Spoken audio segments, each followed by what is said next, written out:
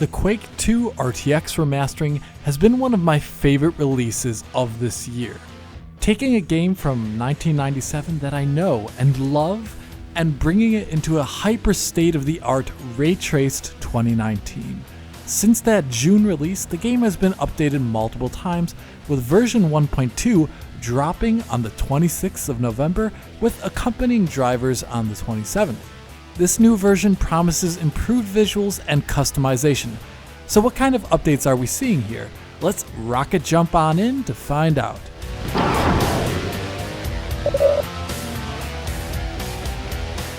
Most of the biggest updates with 1.2 fall within the realm of modifications to the rendering and art assets. One of the first things that's pretty easy to notice is the general change to much of the texture work. While the original release used physically based variants of Quake 2 XP textures, they were not all probably updated with the same amount of love, for time reasons I assume. So version 1.2 reworks a lot of the textures to show metallic properties more often.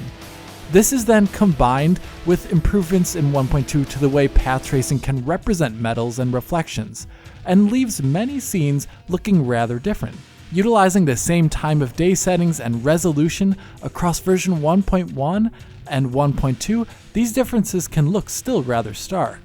Like here, you can see how this wall surface now has a proper metallic sheen to it that really emphasizes the normal map across its surface. In comparison, version 1.1 looks rather matte, so the texture looks like gray stone rather than metal. Or how about these shotgun shell casings in the ammo box here? In version 1.2, they have colored metals on the jacket, with pixel-accurate reflections of their surrounding. 1.1, on the other hand, in that same scene, shows more matte materials that in general all look very similar, where there's little differentiation in materials between the box and the shells that are in the box.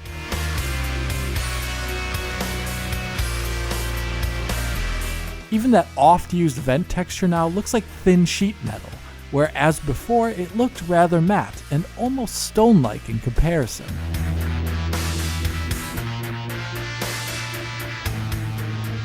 Alongside metals, glazed materials such as certain screens in the game now support picture-in-picture security camera feed footage. Here, in the previous versions, there was merely a static texture there. By the way, does this static texture from 1.1 look familiar to you, or is it just me? Boy, I sure do miss Rhino Squad. But back to the topic of hand, those picture-in-picture feeds have full scene representations that even look to have global lighting applied to them. And of course, like any scene element, they can be represented in reflections as well.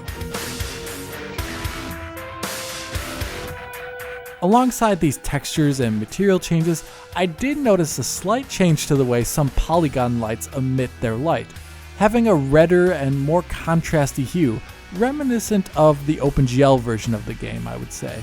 In total, these updates to the textures and how specular materials can now be better represented with the refinements to the path tracing has transformed many of the scenes in the game, especially in those scenes where there's a lot of metal present. Like here in the character armor, which looks rather different in 1.2. Less like stone and more like metal? The reworked textures also add more material diversity, where otherwise in the previous version, many textures looked extremely similar with how the way light affects them. An interesting thing to note is how the greater diversity in materials and less extremely diffuse materials means some scenes now have less bounce lighting, since the materials in the scene are now generally less matte. That's pretty neat. Another big change occurs with how glass rendering is done. Glass rendering has made to be more physically accurate in a couple of ways. Along with glass textures being updated to be higher resolution, I presume, and not showing those pixel artifacts on the surface normal, the reflections on that glass are now more stable and clean. Here you can see how the reflection in version 1.1 has a slight dithering on the edges of lines, while 1.2 cleans that up rather nicely. On top of those improvements, there's also the option to enable glass thickness, which adds in a layer of refraction and reflection for the opposite side of the pane of glass. With this, you can see how the glass itself is not just an infinitely thin reflecting plane, changing the look of materials seen through it, but rather it is something now in 1.2 with its own volume, where light has to enter it and then leave it. A very cool update, but suitably experimental in my view from some viewing angles. Like here, from this viewing angle, you can see how the lower ray count at 1080p causes pixel swimming on the inner surface of the glass. If you compare it to the reference image of how it would look like with many more rays per pixel, you can see how it should actually look. So close, but not the same. Nonetheless, it's a cool addition for a lot of angles and definitely pretty great for screenshots. So there's changes to reflections in glass, but also perfect mirrors are now added into the game, with support for multiple recursive reflections. So in such perfect mirrors that are perfectly flat, with little to no material differentiation on their surface, you can see your reflection and the reflection of your reflection and so on and so forth, but not going into infinity, as that's wasted performance for many practical views. So the game offers 8 levels of refraction and reflection for such surfaces, with the max being set in the options menu. The last upgrade to glass is really only visible in a few rare scenes in the game where glass materials have a color to them. In version 1.2, light enters glass. It projects onto the plane of glass and lights up its inner surface, and then it transmits through to the other side, now tinted and darkened by the glass having been traveled through. In version 1.1, the light does not really affect the surface of the glass itself, nor does it cast through it to show off that it has volume. And when you check out the other side of the glass, the color of the sunlight remains the same instead of tinting blue and darkening as it really would. Beyond the glass, another highly reflective surface also saw rendering improvements, and that would be water. In addition to the caustic light that water also had present in version 1.1, now you can go underwater, and the water itself has a level of thickness to it as it absorbs light.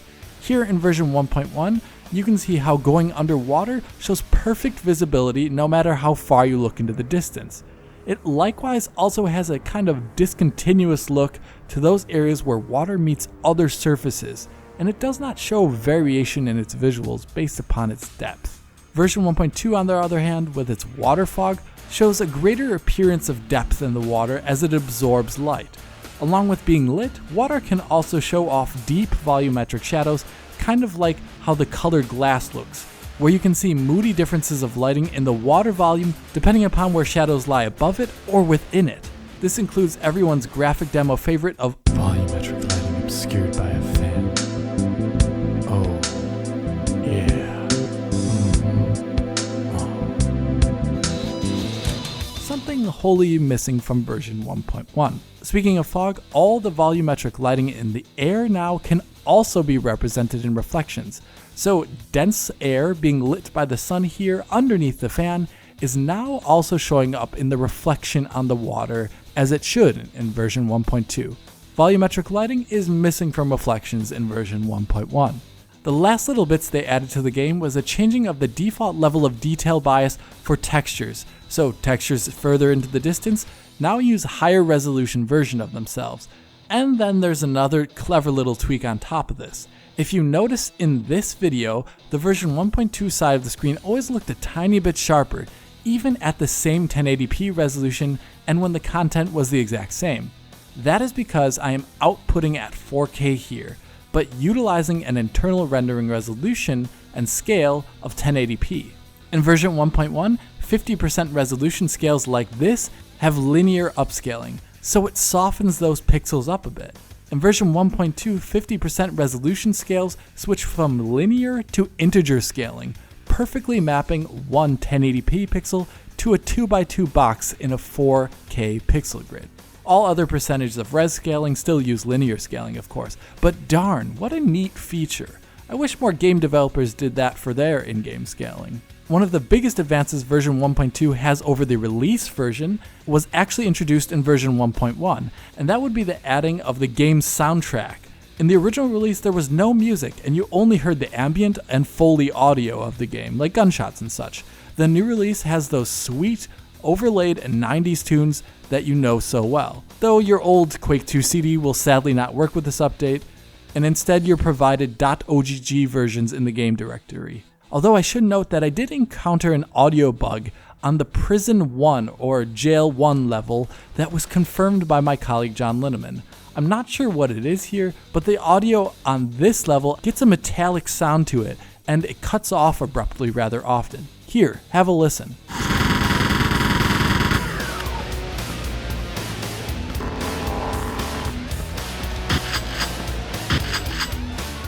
So hopefully that can be fixed up at some point.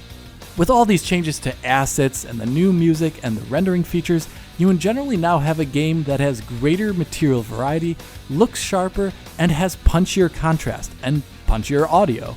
Areas that lacked material and lighting contrast and looked a bit matte now look rather different, and they look different in a way that I rather like. But does the game perform the same?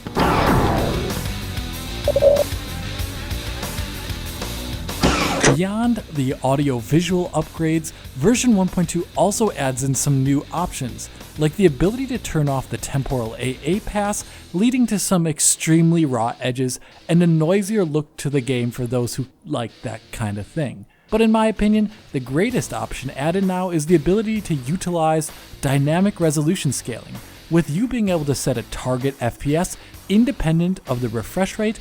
You can also control how low and how high the resolution can go up to your chosen output resolution. It in general seems to work exactly like the controls make it seem like it would, but it's not ultra aggressive necessarily.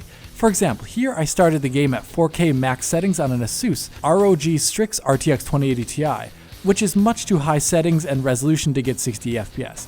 And it took a little more than 5 seconds to drop from an initial 10 FPS at 4K to 60 FPS with the GPU being fully maxed out at 2304 by 1296. So it downscales the resolution, but not necessarily super quickly. Testing out the difference on a mid-range GPU with the RTX 2060 Super, I could see how even targeting a resolution of 1440p 60 managed to perform better than just straight 1080p with no DRS on. The DRS managed to keep the frame rate even as the screen was changing rapidly. Here, I also tried out a more aggressive FPS target of 70 FPS, leaving the GPU underutilized, but I did not notice a dramatic change in performance, but perhaps it could help in some scenarios. Still, targeting a resolution higher than the performance can manage, like 1440p here, will cause a temporary low FPS when you load up a map, or when you would switch from an extremely uncomplex scene rapidly to a much more complex one. So those are things to consider when utilizing max resolution and FPS targeting with DRS. But I definitely recommend DRS here. That new dynamic resolution feature should be utilized to max your frame rates and resolution while turning on the new graphical settings. And of all of them, I could only find one that is toggleable and has a noticeable impact on performance, and that would be the amount of recursive reflections and refractions. Here I would recommend a value of 2 over 8, as it has comparable visuals to 8 in most scenes while not being overly blurry, ghosting, or creating artifacts. It also runs around 7% better on average. I do not recommend turning off recursive reflections and refractions in spite of the game running 20% better with it set to off, because then the rays in many reflections are going to be sampling what looks like gray textures, making the denoiser having a harder time to fill in the dots, and it leaves ghosting and an unfocused look in a lot of reflections.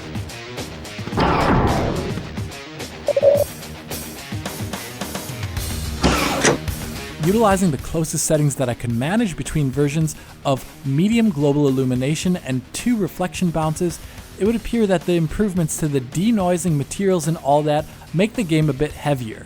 Here at 1440p, you can see the RTX 2060 Super managing to perform 10% slower in version 1.2 versus version 1.1, so the upgrade to visuals has a cost to performance.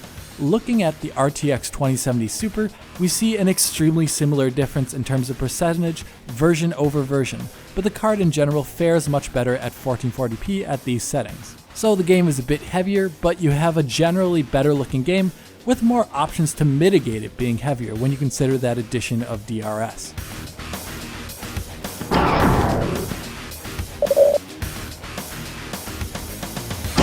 All in all, this is a great update to the game, but it makes me wonder about the future. What other games will Lightspeed Studios from Nvidia be tackling next? How much of the work done for this remaster can be applied to other games? Like a Half-Life game with path tracing or ray tracing? No, your eyes are not fooling you. These are indeed Half-Life assets being path traced in Vulkan with hardware acceleration.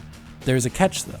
This is Half-Life textures and models, and presumably some gameplay code ported over to Quake 2 RTX by the developer Vector, who released this teaser showing it off not too long ago. I'm not sure what the future for that project entails, since they never got back to me, but hey, perhaps we can get something like Half-Life path traced at some point, officially or unofficially through mods. Until that next ray traced remaster comes out, I hope you enjoyed this video. If you did enjoy it, please hit that like button and subscribe to the channel. If you are already a subscriber, then consider hitting that little bell in the corner to be informed as soon as Digital Foundry releases a video. If you want to talk to me about Quake 2 RTX or volumetric light chefs in front of a spinning fan, write a comment below or follow me and Digital Foundry on Twitter. And as always, this is Alex, bidding you farewell und auf Wiedersehen.